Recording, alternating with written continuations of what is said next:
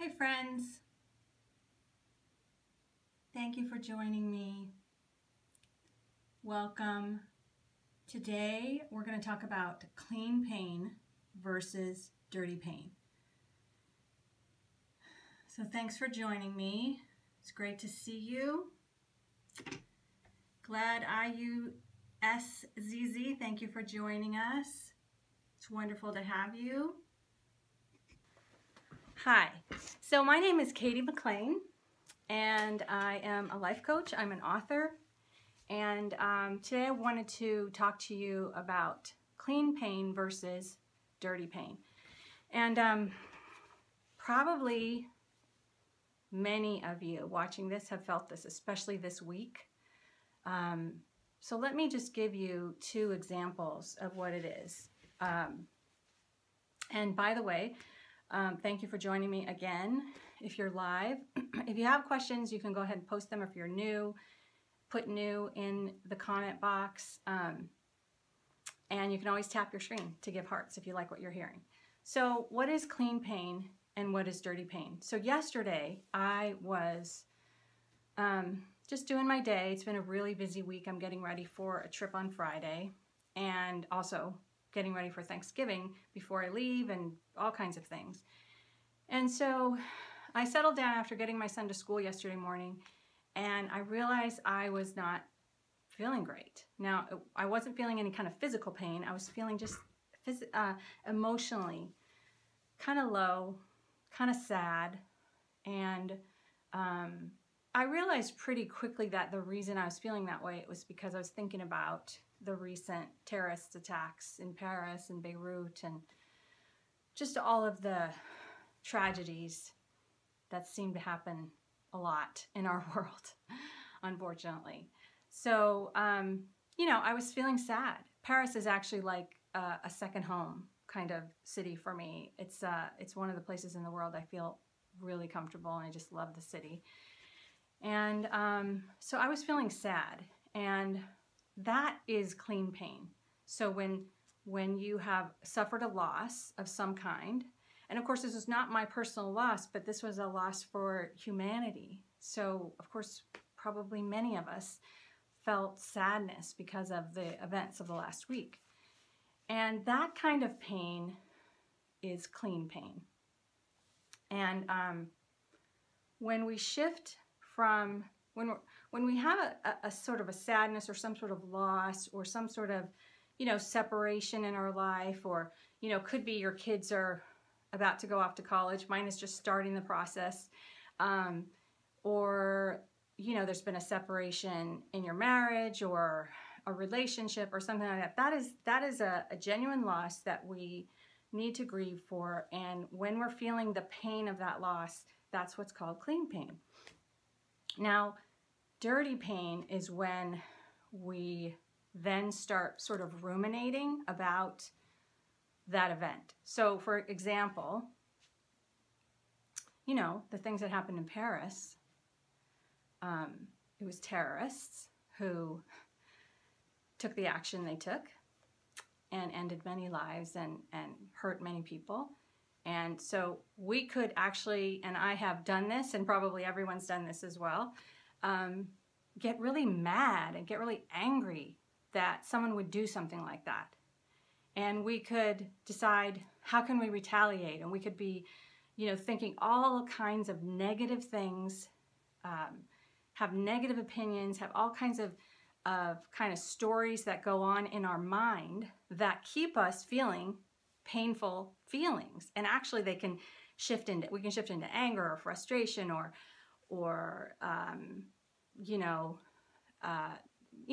a righteous kind of feeling where we want to do something about it. And when we let that sort of thinking go on too long, that's when we are heading into dirty pain. So the grief part, the loss part, experiencing that's normal. When we start telling all kinds of stories that just kind of rile us up and continue to create these negative feelings, that's when we have the kind of feelings that are dirty pain. So let me give you another example. This morning, so like I said, I've had a really busy week. had a very late night last night, and this morning we needed to rush off and get something in my car and head off to school. And in the process, it was a frustrating process, and something broke in my car as a result of what we were doing. And I'm not going to tell the whole story behind that because I haven't gotten permission from my son to tell the whole story, but I'll just suffice it to say that we were on our way to school, and it was very stressful for me. And I could feel myself being very tense, and like I was on, you know, kind of a hamster wheel, running. I have to get there. I have to get him to school. I have, you know, just kind of, I could just sort of feel this turmoil in my body. And now, that kind of pain is actually dirty pain, because I didn't have to be as stressed as I was being in that experience. I really did not. And, you know, it's natural for us to go into that place at times in our lives, and that's fine. I'm not saying there's anything wrong with, you know, your mind kind of going a little wacky about an event, or something going on where you're feeling really intense about it. That's a natural state as well. But what happens is we then we can tend to, many times, we can tend to just really go crazy in our mind. Hi, Christy, thanks for joining. And so here are some of the things I was saying to myself. This is so frustrating. I can't believe this has taken so long. Why were we up so late last night? My car's broken now. Shoot, I have to get my car fixed. You know, there's all of these thoughts that were going on in my head as a result of this morning's stress. And I could just feel it. And my son could sense it too. And so basically I was getting my dirty pain on him. And which is yucky. I never want to do that. But so here's what I did. So I'm in the car driving, and it's about a 30-minute drive to get my son to school. And there's a lot of traffic. I live in the Los Angeles area, so you could probably imagine how horrible it is with the traffic. And so I'm in the car, and one of the first things we normally do is he puts his music on, but he could sense my stress level, so he didn't, and he just sort of chilled on his seat while I was driving. And so what I did was first I took a deep breath. Deep belly breath. So let's actually do that right now. Let's just take a deep breath. And you can close your eyes if you want. You don't have to close your eyes. One of the things you can do if you'd rather not close your eyes is sort of let your vision soften. And you can kind of look out into the sort of the middle space of your near vision and your far vision. And just sort of let your eyes settle. So that's another option if you don't want to close your eyes. I'm going to go ahead and close my eyes for a minute and take a deep breath.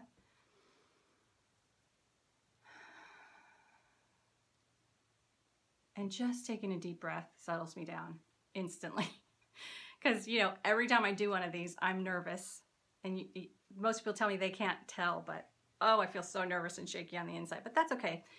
I'm committed to doing these. So taking that deep breath settled me down. And then what I did was I just followed my breath while I was driving.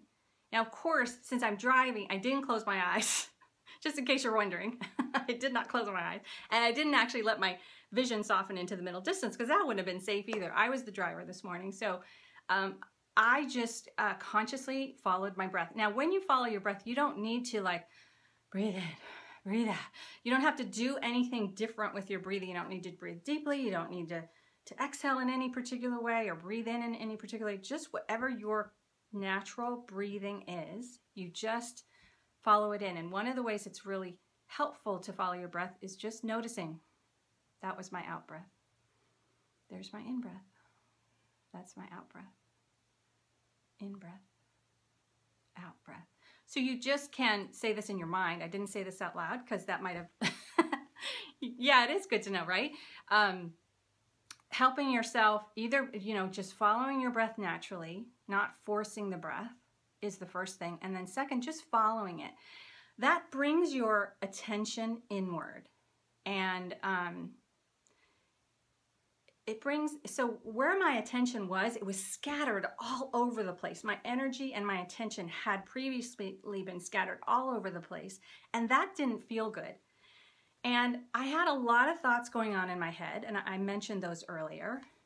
But the other thing I knew was I didn't want to feel this way with my son on the way to school. I didn't want to contribute to his day in this way. Now, he's responsible for his feelings. I'm responsible for my feelings. We're all responsible for our feelings. He's a teen, so he can actually handle his feelings. If you have littler kids, of course, you're going to want to support them when they're having difficult feelings. You want to model for them how to take care of your own feelings. And so even though I wasn't consciously talking with my son about what I was doing, I would bet you that he could sense that I was calming down. I was calming myself down. So following my breath, taking that deep breath first, then following my breath just for, even a few seconds. You don't have to do it for, 10 minutes or 30 minutes. You can do it for a minute or 30 seconds. It's really up to you.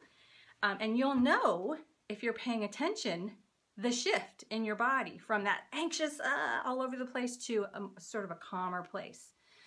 So then once I did that, once I followed my breath for a little while, I also then shifted my intention to, okay, I want to know where this feeling is in my body. And I had two reasons for having that intention. One is when we can actually track this body sensations that we have, and it can be anywhere in your body, anywhere from the top of your head to the bottoms of your feet. Everyone has their painful or difficult, I don't want to say negative, because sensations are not negative. They're not bad. They're just what they are. So, but I wanted to find mine. And so when I was following my breath, I did it with the intention to find the feeling in my body. And it took me just a few minutes, maybe 5 minutes of following my breath. And you can do that while you're driving. Now, and I will say again, I was driving, which may sound a little crazy. I've done this a lot in my life. So, so I have some practice with this, and I can kind of multitask this a little bit. I wouldn't recommend you do this for the first time when you're in the car, so I'll just say that too. But it took me about 5 minutes, and I followed my breath, and then I found the feeling, and where it was right here in my chest. And so once I knew where that feeling was, that sensation was, and I want to be clear, I'm talking about sensation. I could name that feeling, the name I would have given that particular feeling in that moment, I would have called it stress right then, because all of this turmoil in my mind and sort of with my days this week and the future days I'm living into already was causing me stress. So I knew that feeling was stress. So once I found it, then I just sort of stayed with that feeling. I kind of alternated between, I'm taking an in-breath now, and I'm taking an out-breath now. In, out. And I alternated between that sensation in my chest and my in and out breath. And what started to happen as I stayed with it was the sensation moved down to kind of my solar plexus area. And so I just stayed with it. And, within about 5 or 6 minutes, I was really, really calm. I was much calmer. And here's the third thing I did, because I knew that this would support me calming down, clearing out the dirty pain I was feeling. That was all dirty pain. We all have busy days. We all have things we're doing in our life. The things that my son and I were doing this morning did not have to be as stressful as I was making them. I was making it that way with my thinking, okay? That's what dirty pain is. When we ruminate and we kind of worry about things and kind of go over and over about how this shouldn't be happening and that should be happening and this and that, that's what's called dirty pain. So Christy says, so I was noticing breath. 2 was noticing sensations. Yeah, so the reason I have you take a deep breath first, then follow your in and out breath, is that calms you down enough, especially if you're in a stressful place like I was this morning, to then be able to track your sensations. So I couldn't find that feeling in my body, that sensation that I knew was kind of the root of it, until I did a little bit of breathing first. That's what works for me. Now, some people, there may be times where you're feeling pain and you just know it's right in your gut, and you don't have to take a breath to get to that. You can just pay attention to the feeling in your gut that is painful for you. And again, I'm talking about emotional sensations, not sensations that are caused by some sort of physical problem, like, you know, if you have an upset tummy. So like on Monday, I had an upset tummy for some reason. And that was actual physical pain caused by something I had eaten, actually, something I shouldn't have eaten. I'm more talking about emotional pain when I say clean pain and dirty pain, okay? So yes, what can help you get to the sensation, the emotional, physical sensation, is first taking a deep breath and then following your breath in and out for a little bit. And then you want to just track it.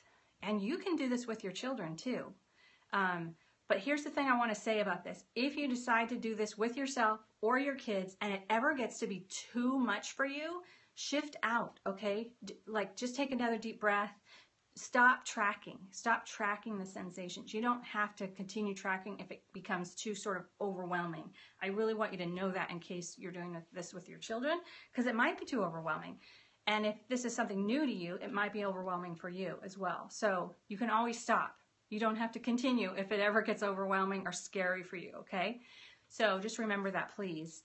But as I tracked my sensation, what ended up happening was it just eventually just dissolved. And that's what happens when we track our emotional sensations.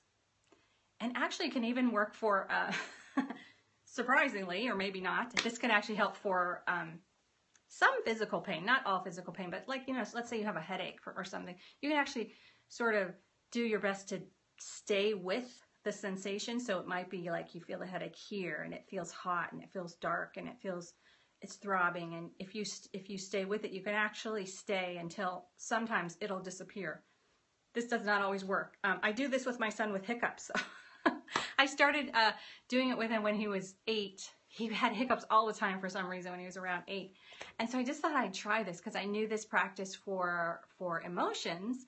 And I thought, well, let me just see if this will work with his hiccups. And this is a little aside for you right now. We had him find where in his chest, because, you know, it's usually, you know, somewhere here when you have hiccups, where was the hiccup, like where did he feel it most when he had the hiccup? And we found it. It was like right about here for him. And so I just gently placed my hand there. And I said, okay, I want you to wait for the next one. Just wait for it. Okay, keep waiting for it. The next one's going to be right there in that same spot. Keep waiting. Wait for that. And they just disappeared. And I do it with myself all the time now when I have hiccups. That's another little thing you can do with tracking sensations in your body. Although I know people who've had hiccups for days on end and they had to go to the doctor. So this doesn't always work for those sorts of things. I just wanted to mention it. So then what do we do when we have clean pain? And it's really the same thing. When it's something like grief, like I described, you know, yesterday I was feeling sad. I was thinking about the terror attacks and everything. And I was really sad for the people, not only the people that lost their lives and for the people that were injured, but for the people who committed those acts. You know, I just felt really sad because I know that when we lash out in some way, it's because we have pain here ourselves. And actually, this is a great practice for healing ourselves so that we can be kinder to others and have more compassion for other people. This is what I believe really strongly. So I had a lot of sadness. Now that was clean pain. And you can track those sensations too. So I did for a little bit. I let myself be. I didn't resist or push away the pain I was feeling, the sadness that I was feeling. A lot of people do that, and it's understandable because it can just be scary. We can think if we let ourselves cry or if we let ourselves feel that, it'll overtake us. Sometimes we have that concern, and it's understandable. But really, sensations like that, and even the stress sensation I was feeling this morning, it comes in waves. But you'll more notice that with grief type of feelings or sadness. You know, because like Monday I was fine. I wasn't feeling sad.